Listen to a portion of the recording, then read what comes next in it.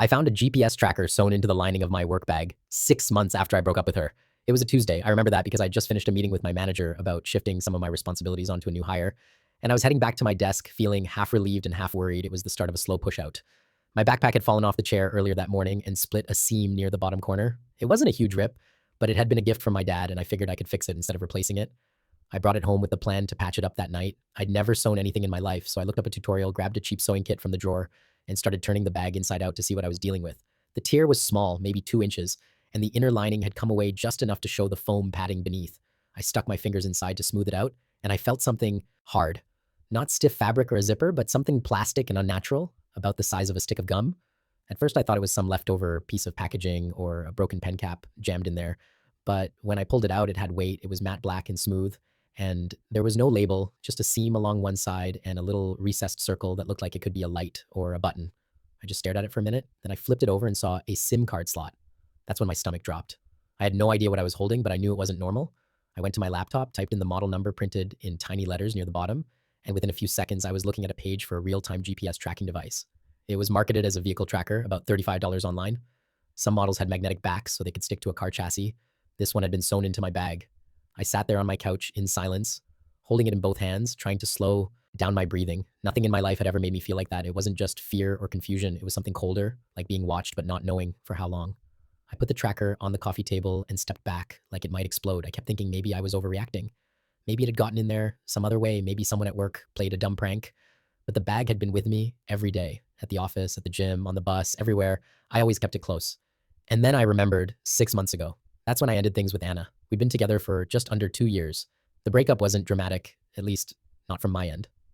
Things had been getting rocky for a while. She didn't like when I went out without telling her, and she had this way of bringing up mistakes I'd made in the past, conversations I thought we'd already settled. The last few months were mostly quiet tension, arguments that started from nothing. I told her I needed space, and she cried. Then she said, okay, and that was it.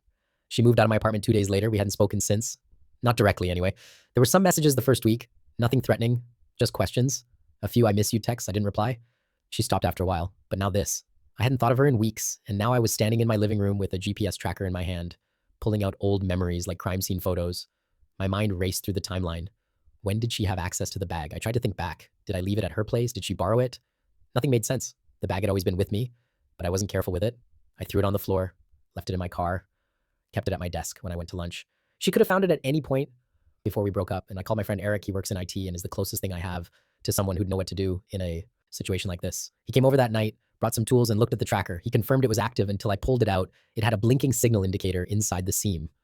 So, someone's been watching you, he said. I didn't say anything. You think it was her?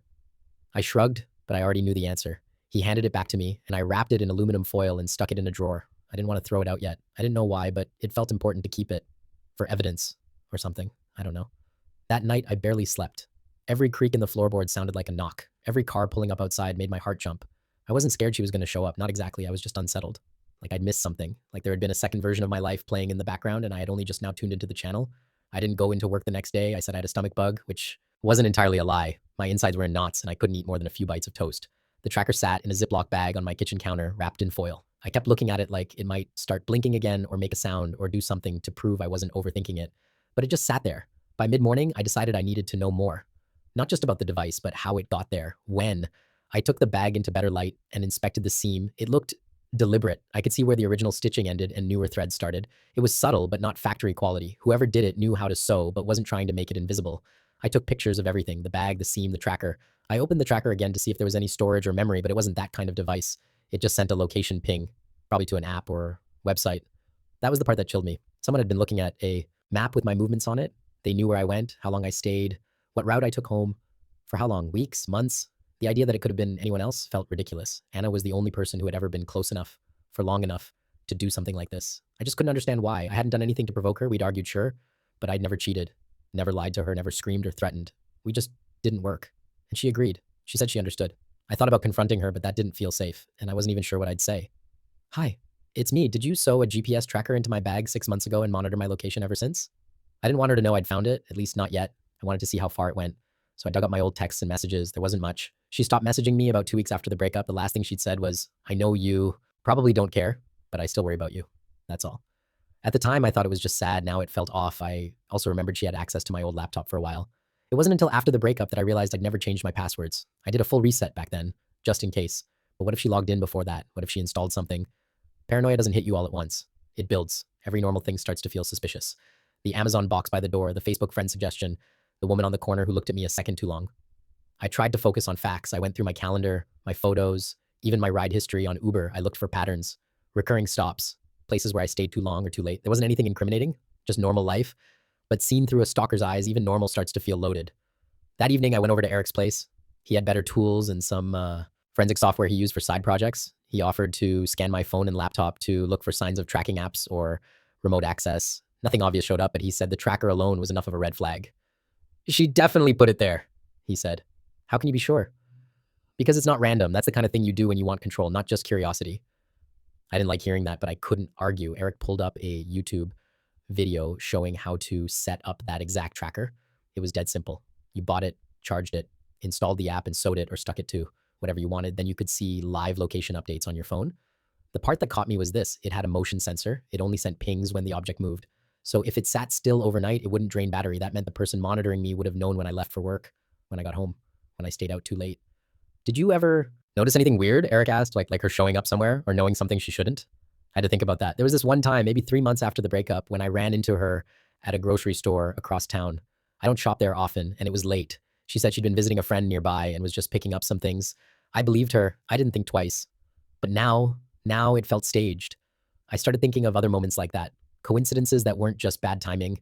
A DM from one of her friends after I tagged a restaurant on my story. A neighbor saying they saw a woman sitting in a car outside our building one night. I'd laughed it off back then. Thought nothing of it. But maybe that was all part of it. Stay quiet, stay close, stay hidden. By the time I got home, I couldn't sit still. I started checking every inch of my apartment. Drawers, closets, under the bed, behind the toilet. I didn't expect to find anything else. But the tracker had changed how I saw my space. It wasn't safe anymore. It was compromised. Before I went to bed, I turned off my phone, took the battery out of an old one I never used, and left both in a drawer far from my bedroom.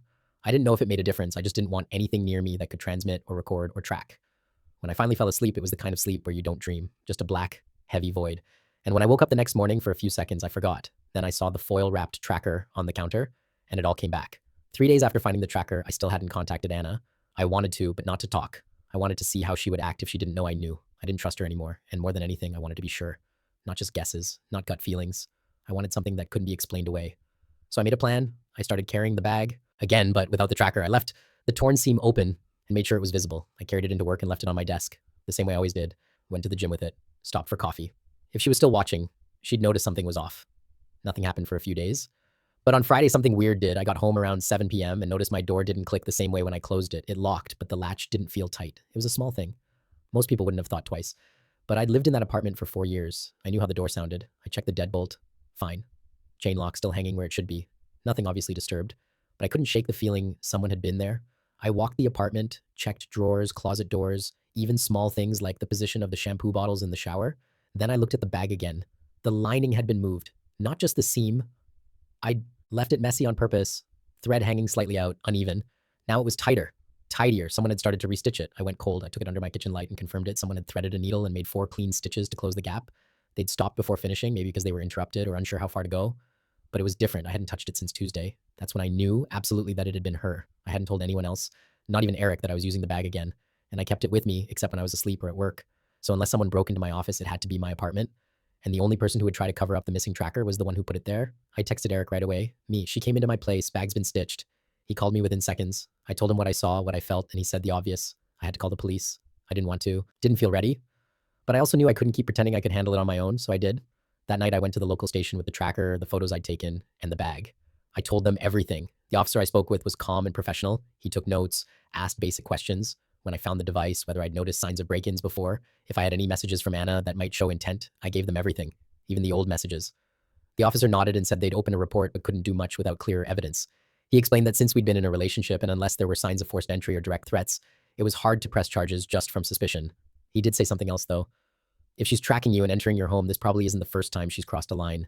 Just document everything. Keep your door locked. And if anything else happens, anything at all, call us again. I asked if they could trace the tracker, maybe see what app was used or where the data went. He said they didn't have the resources for that, but a private investigator might. When I left, it was after midnight. I walked home with my hands deep in my jacket pockets, flinching at every sound behind me. I wasn't used to being scared like that.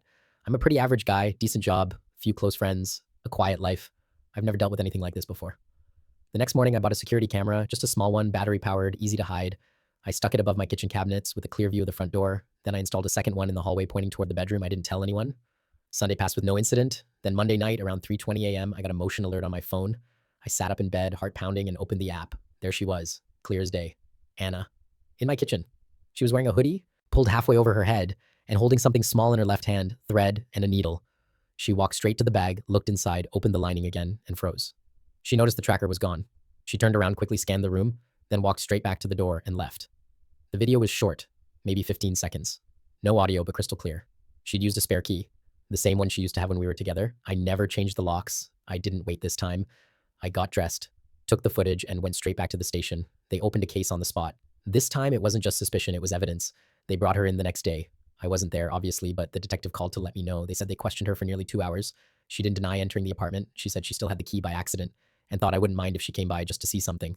When they pressed her on what she was looking for, she said she'd left something behind when she moved out, a bracelet, a small silver one with a charm on it. I told them she never left anything behind. After she moved out, she came back twice to pick up boxes. She'd walked through the whole place with me both times. Looking in drawers, even under the bed, she said everything was accounted for. And even if the bracelet story was true, what kind of person waits 6 months, then shows up at 3 in the morning with a needle and thread? They knew it too. The detective sounded irritated. She's not admitting to the tracker, he said. She claims she found your bag damaged once when you two were still dating and sewed it up to be helpful. Says she doesn't know anything about GPS devices. I asked if they believed her. He paused, then said, no. But belief wasn't the same as proof. The most they could charge her with, right then, was unlawful entry, a misdemeanor. Still, they said they'd push for a restraining order, and the investigator handling my case would continue reviewing her digital history.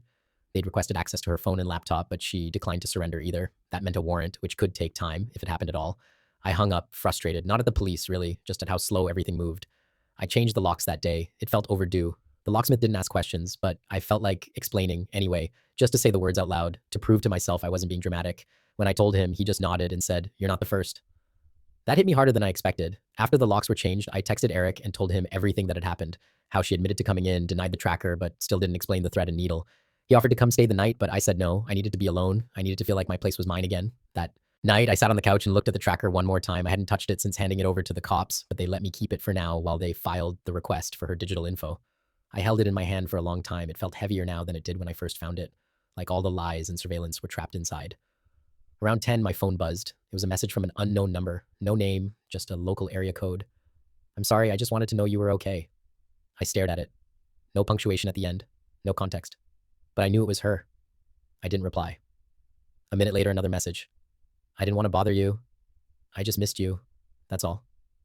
I didn't know what emotion came first. Anger, sadness, disbelief. It was all tangled up. I should have blocked the number right away, but I couldn't look away. I kept reading the words over and over, like they would rearrange themselves into something that made sense. Then came the third message. "You used to say I made you feel safe. I just wanted to make sure that didn't go away." That one made me feel sick because it was twisted in this gentle, quiet tone, like what she did was normal.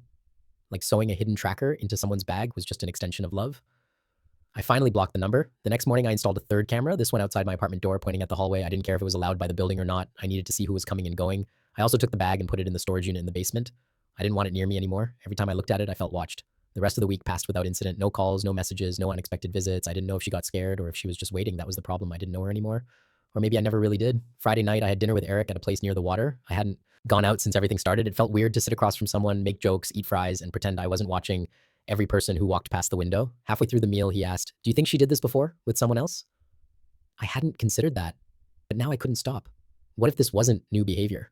What if I wasn't the first person she monitored, controlled, slipped quietly into? I thought back to things she told me early in our relationship, stories about exes, one guy who ghosted her, another who suddenly moved cities. At the time, I thought she'd just been unlucky. Now I wasn't sure. Eric said if I wanted, he could try running a basic search, see if anything came up in public records, maybe even look at forums or old social media posts. I told him yes. I didn't care if it turned up nothing. I just wanted to know I'd tried. When I got home that night, I checked the hallway camera footage. There was nothing. But I didn't feel relieved because silence didn't feel like peace anymore. It felt like the pause before something else. It was a Tuesday morning when Eric called and said, "I found something." I'd been walking to the train station halfway through a coffee, trying to convince myself I was ready to go back to a normal routine.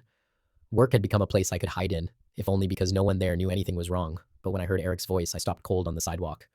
I searched her name, old emails, usernames she used on forums, he said. It took a while, but I finally found something. Not a police record or anything like that, more like buried mentions. Mentions where? There's this community board from an old university she attended. Somebody posted a thread about weird breakups. One of the comments described a woman who sounds exactly like her, same age, same major, same city. Said she got clingy after things ended, and then they found a tracking app hidden on their laptop. Never got proof, but said she always seemed to know where they were. I didn't speak. He added, the comments from 6 years ago. It felt like being hit with something dull. Not sharp, just heavy. Something that confirms what you already suspected, but hoped maybe somehow you'd gotten wrong. I asked if he could reach out to the person who posted it. He'd already tried. The account hadn't been active in years. Still, it was enough. More than enough. I called the detective that afternoon and forwarded the information. He said it might not be usable as evidence unless the person came forward, but it supported the larger pattern. And more importantly, he had news too. They'd secured a warrant for Anna's devices. Apparently, when they showed up at her place to serve it, she handed everything over without a fight. That surprised me until he told me why. She doesn't think she did anything wrong. He said, that stuck with me more than anything. She'd admitted to being in the apartment. She had the key. She touched the bag. But according to the officer, her tone wasn't panicked. It wasn't guilty. It was calm. Like she truly believed what she was doing was okay. The forensic team was already going through her phone and laptop. He said it would take a couple days, but they'd let me know if they found anything. I spent that evening walking around the block again and again, circling my own building like I was trying to wear out a track in the concrete. I didn't want to be inside. I didn't want to be anywhere near her memory. I kept thinking about that line from her message. You used to say I made you feel safe. It haunted me because it was true once. When we first started dating, Anna had a calm way about her. She wasn't loud or chaotic. She listened closely when I talked. She remembered things I liked. I used to think it meant she cared deeply, but now I wondered if it was something else, if that attention was never really about closeness, but control. The next day, I got a call at 10:14 a.m. It was the detective again. We have confirmation, he said. The GPS app is on her phone. It's linked to the tracker you found, same serial number. She'd been logging in to view your location history at least 3 times a day. He paused, then added, for over 4 months. I didn't respond. He asked if I was somewhere private. I said yes. She saved pins on a map for every address you visited more than once. There are over 50 entries, some labeled with dates, some with times. He didn't need to spell it out. She hadn't just been checking in. She was studying me. He said they were moving forward with charges, unlawful surveillance, stalking, possibly trespassing, depending on how the apartment entry was handled by the court. They had her devices, they had the app, and they had the footage from my camera. I know this won't make you feel completely better, he said, but you did the right thing bringing this in. After the call ended, I sat in silence for a long time. There was no anger, not yet, just an eerie calm. I went to my room and opened a drawer I hadn't touched in weeks. Inside was a photo of us from our first trip together, Vermont fall 3 years ago. She was leaning into me, one arm around my waist. I'd loved that photo once. Now I felt like I was looking at someone I never really knew. I didn't throw it away. I just put it back down, closed the drawer, and locked it. The charges were filed 2 days later. I got a call from the officer assigned to the case letting me know Anna had been officially served. They didn't arrest her. Not yet. But they issued a restraining order and a court summons. The restraining order was temporary at first, meant to cover the gap until the court date. I had to sign something confirming that I felt in danger. I didn't think I'd hesitate with that, but I did. For maybe 3 seconds, then I signed. I wasn't sleeping well. Not from fear, just everything. Even when I closed my eyes, my thoughts stayed too loud. Not racing, just looping. Like my brain was trying to go back through every moment of the relationship and flag what I missed, what I ignored. The night after the charges were filed, she called me. Her number was blocked, but she left a voicemail. She sounded tired, not scared, just flat. Like someone who'd been walking in circles for hours and finally sat down. She said, I don't understand why you're doing this. I never hurt you. I just cared. I was trying to be close. I didn't know it was wrong. I listened to it once, then saved it in case I needed it. I told myself I wouldn't listen again, but I did that night. And the next, there's a kind of damage that doesn't come from shouting or hitting or breaking things. It comes from confusion, from believing someone sees you, really sees you, and then realizing they were only ever watching. The more I look back, the more things start to click into place, like how she always wanted to surprise me by showing up at places I mentioned in passing, bars, stores, even once at a gas station across town. Or how she'd say things like, I had a weird feeling you were upset today, when I hadn't posted or texted anything at all. At the time, I thought she was just perceptive. Intuitive. That's what I called it, intuitive. Now it felt more like a script she had memorized. My friends didn't know everything yet. Eric did, obviously, but no one else. I told people I was dealing with some personal stuff. Most backed off after that, which I appreciated. But one afternoon, my coworker, Jamie, asked if I was okay. I must have looked worse than I realized. Bags under my eyes, hair unwashed, the kind of exhaustion that shows through even when you try to smile. I said, yeah, just tired. He nodded, then said, if you ever need to get out of the city for a weekend, I've got a cabin, totally quiet, no reception, just let me know. I said, thanks. I didn't plan to take him up on it, but I remembered the offer. The hardest part, weirdly, wasn't the fear. It was the embarrassment. There's a part of you that feels stupid for letting it happen, for not seeing it sooner, for thinking I'm not the kind of person this happens to. But what kind of person is? I didn't have an answer. The detective sent me a digital copy of the app logs, pulled from her phone. I didn't want to open it, but I did. The first entry was dated about 3 weeks after the breakup. She'd labeled the pin home late again. The next one, gym, 9:40 p.m. Another. Walked past 8th Street, same time as last week. The labels were short, plain, no emotion. but the volume of them was overwhelming. There were 117 entries. I stopped reading after 12. I forwarded the file to the lawyer assigned to the case. I told him I didn't want to see the rest. He said that was fine. He also said it was good I kept the voicemail he'd submitted with the rest of the case materials. It wouldn't make or break anything, but it helped build the pattern. She texted me again that night. A new number. I know you blocked me. I just want to talk. Just once. I didn't reply. 2 hours later, so please, I'll stop after that. Just one call, please. Still, I didn't reply. And then nothing. No more message the rest of the night. No knocking on my door. No phone calls. Just a kind of stillness that made my skin itch. The next morning, I went to the front door and found a note tucked into the edge. No envelope, just a folded piece of lined paper like something passed in class. It said, I never lied to you. I just didn't want to lose you. I didn't know how else to stay. No name, no signature. I stood there holding it for maybe 10 minutes, just staring. The writing was hers. I took a photo of it, then put it in a plastic bag and added it to the evidence pile. Then I changed my number. I deleted the email address she used to contact me once before. I set all my social media to private, and I told Eric I need to get out of town for a few days. The cabin was about 2 hours north, past a couple of towns I'd never been to and stretches of road that lost signal halfway through. Jaime had texted me directions ahead of time, just in case. It was one of those A-frame places that looked like it belonged on the front of a puzzle box. Wood panels, tiny windows, a porch swing that creaked when the wind moved it. Quiet, in the kind of way that made your ears ring at first. I got there on a Friday evening. No traffic, no calls, no noise. Just trees, wind, and that weird relief that feels like guilt when it finally sets in. The key was under a flat rock by the porch, exactly where he said it would be. I let myself in, locked the door behind me, and sat on the couch without even taking off my shoes. I just sat there, holding my phone like I was waiting for a message I didn't want to get. There was nothing. It took me 2 full days to stop checking. Even in that silence, even knowing I had no signal the habit wouldn't break, I kept looking out the window, kept expecting something to appear on the horizon, a car, a person, a shape. But no one came. On Sunday morning, I opened the kitchen drawer and found a small stack of notebooks. Jaime had told me about them, left by old guests, nothing serious. Recipes, doodles, bad poems. I flipped through one without meaning to stop, but a page caught my eye. It said, "The quiet doesn't make you safe, but it gives you room to feel things when you finally stop pretending you're not scared." I didn't know who wrote it. There was no name, just handwriting that didn't look much different from Anna's. I shut the book and walked outside. The wind was cold, and I stood out. There for a while, not thinking much, just breathing. Just trying to understand what it meant that everything had escalated like it had, how a simple, quiet breakup had become court dates and voicemails and hidden trackers. On Monday morning, I got back into town. When I turned my phone on, there were 2 missed calls from a number I didn't recognize and 1 voicemail. But it wasn't her, it was my lawyer. The message was short. "Call me back when you can. There's been a development." I called as soon as I got upstairs. He answered on the second ring. "She violated the order," he said. I sat down. "Last night, just after midnight, she showed up at your building. The downstairs neighbors saw her in the lobby, standing near the elevator." I didn't ask how he knew. He must have spoken to the building manager or the police. He continued, "She didn't go upstairs. She left after a few minutes. But the restraining order is active now. That alone is a violation." They issued a formal notice that afternoon. The second one, this time it carried more weight. I asked if she'd be arrested. "Possibly," he said. "If she violates it again, it's likely. But right now, she's on thin ice. The kind that breaks if she makes one wrong move." I didn't feel safer. I just felt more exhausted. That night, I reviewed the hallway camera footage again. And there she was. Not upstairs, not near my door, but clearly visible through the glass at the front of the building. She stood near the elevator, like she was waiting for something or deciding whether to go up. She never did. After 3 minutes, she turned and walked out. She looked the same jacket, same bag. She even walked the same, like nothing had changed. But everything had. The detective called again later in the week, said they were coordinating with the DA's office now, looking at a possible pretrial diversion or, depending on how Anna responded to the violation, a push for stricter penalties. "She's saying she just wanted to return something," he said. "No item was found on her." I didn't respond. "Did you ever give her the idea you might take her back?" he asked. "No," I said. And I meant it. But it made me think about those early messages again, the ones that came right after the breakup when I ignored them instead of saying anything at all. Maybe she took silence as a maybe, or maybe to someone like her, silence was just an invitation to keep trying. At the end of the week, I got a letter in the mail.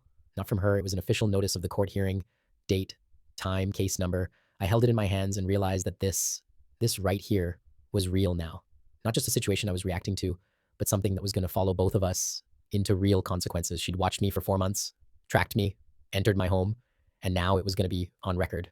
I didn't feel victorious. I just felt like it would never really go back to normal. The court date was set for a Thursday, 2 weeks out. In that time, nothing happened. No calls, no sightings, no violations. On the surface, it seemed like she'd finally pulled back, but I wasn't convinced. Silence didn't feel like surrender anymore. It felt like waiting. And my body hadn't forgotten how to brace. Every day felt like I was walking around with a slight lean forward, like some part of me expected to get hit again. I kept my phone on silent, but checked it constantly. I'd cross the street when someone walked behind me too long. I couldn't tell if I was being careful or paranoid anymore. There wasn't a line between those things now. I still hadn't told my parents. I thought about it a lot. They liked Anna, even though they'd only met her a few times. I didn't want to explain everything, not because I was embarrassed anymore, but because I didn't know how to put it into a version of reality they could absorb. She tracked me. She came into my apartment. She stood outside my door at 3 a.m. It all sounded like a story I didn't belong in. Eric checked in often, usually short texts. Still okay? Need anything? Call if you want me there for court. Seriously, I appreciated it, but I hadn't answered the last one yet. I wasn't sure if I wanted him there. I didn't know if I wanted anyone in the room when I had to look at her again. The night before the hearing, I barely slept. I kept running through how it would go. Would she make eye contact? Would she act like she didn't understand what the big deal was? Or worse, would she cry?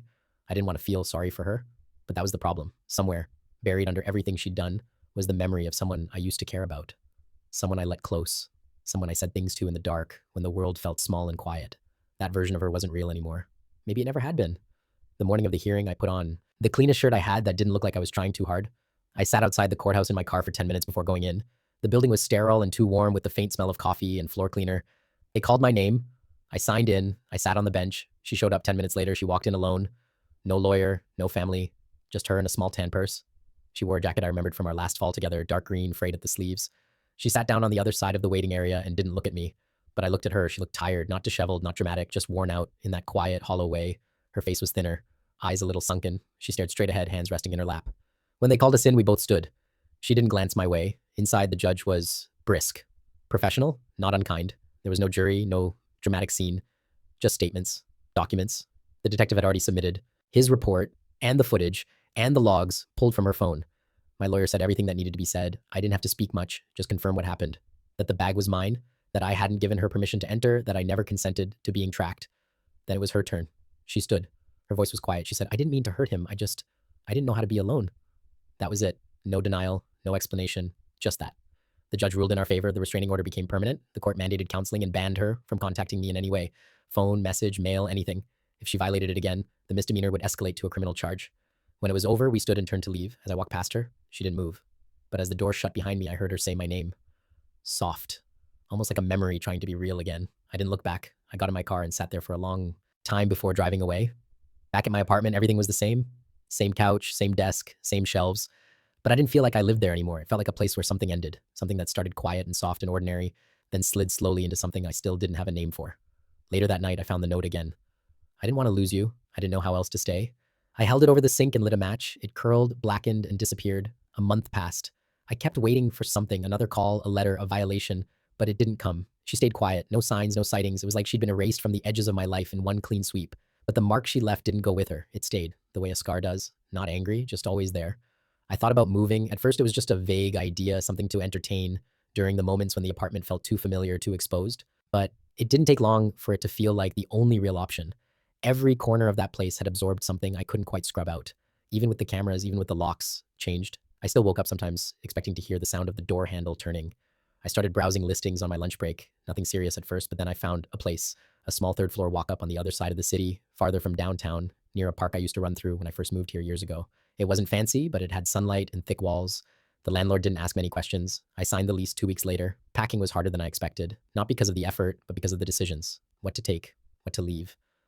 There were things that had no value but still felt loaded. Old mugs, books we'd bought together, a jacket I hadn't worn in a year but remembered her complimenting once. I left most of it behind. I called Eric that weekend, asked if he could help me move. He didn't ask why. I think he already knew. He just said, of course, and showed up early with coffee and a rented van. We didn't talk about her. Not directly. But when he carried out the old work bag, the one where I'd found the tracker, he looked at me for a second, then said, you sure you want to keep this? I shook my head. We left it in the dumpster behind the building. I watched it go in and didn't feel a thing. The new apartment felt like a hotel at first. Too clean, too impersonal. But that's what I needed. The silence here didn't have tension. It didn't hold anything. A week after I moved in, I walked to the park near the apartment just before sunset. I sat on a bench and watched the trees shake in the wind. Kids were playing in the distance, and some guy was trying to get his dog to drop a stick. He clearly wasn't giving up. The sounds were normal, uncomplicated. I realized I hadn't looked over my shoulder once since I left the building. Back at the apartment, I plugged in just one camera, facing the door, out of habit more than fear. But I didn't check it every night. I let it be background. One afternoon, I got a letter in the mail from the court. Just a copy of the final restraining order, no action needed, no updates, just the official confirmation. I folded it neatly and placed it in the drawer with my passport and a few other things I only touched when I had to remember who I was in official terms. That night, I stood in the center of my new living room and said out loud, it's done. Not for drama, not for closure, just to hear the words. And then I went to bed. No alarm, no thoughts chasing me down the hallway of my brain, just sleep. The kind that didn't feel like hiding. 3 months after the hearing, I got a letter forwarded from my old address. It had no return name, just a familiar handwriting I hadn't seen since the note left on my door. I stood in my kitchen for a while with it in my hands. I didn't want to open it, but I couldn't throw it out either. I put it in the drawer with the restraining order copy and didn't touch it again. That was the last time I heard from her. No more messages, no more quiet visits, no sightings. She vanished from the edges of my life the way people sometimes do. Not with a dramatic final act, but with a quiet disappearance you only notice in hindsight. I still keep the camera running by my door. Habit, mostly. I haven't looked at the footage in weeks, but I still let it roll. Maybe that's just part of it now, an extra layer between me and whatever comes next. Eric and I still talk. We don't talk about her anymore. Not because it's off limits, but because there's nothing left to say. He came by for a beer last month and brought it up once, just enough to say, like, glad you're out of it. I nodded. We moved on. Work stayed steady. I threw myself into it a bit harder than before. It gave my days structure, gave me a way to measure time by something other than what happened last year. Sometimes I wonder what she tells people about it, about me, about us. I'm sure her version is different. Maybe I'm the one who pulled away too fast. Maybe she tells herself it wasn't really tracking, it was just checking in. Maybe she believes it, but I stopped trying to understand her. That was the hardest habit to break. And there's this thing that happens after you go through something like that, where your memory starts to split into before and after, like your life is bookended by this moment you didn't ask for. And now everything that came before it feels a little more naive, and everything after it feels quieter, even when things are good. But I still go on walks. I still leave my phone at home sometimes. I still sit on park benches, not because I'm looking for anything, but because it's good to be outside your own head now and then. The GPS tracker is long gone. The police kept it as part of the file. I don't miss it. I don't want it back. But I do think about how small it was, how easy it is to carry something around without realizing what it means. Sometimes people ask me if I'll ever reach out to her, if I'd ever want to talk, just to understand why. I always say no, not because I'm angry anymore, just because the door's shut, and it has to stay shut. That's the only way forward. The apartment's quiet tonight. There's a breeze coming through the open window, and the curtains keep lifting just slightly at the corners. I let them. I'm not scared anymore. I just listen to the wind and let the night pass like any other.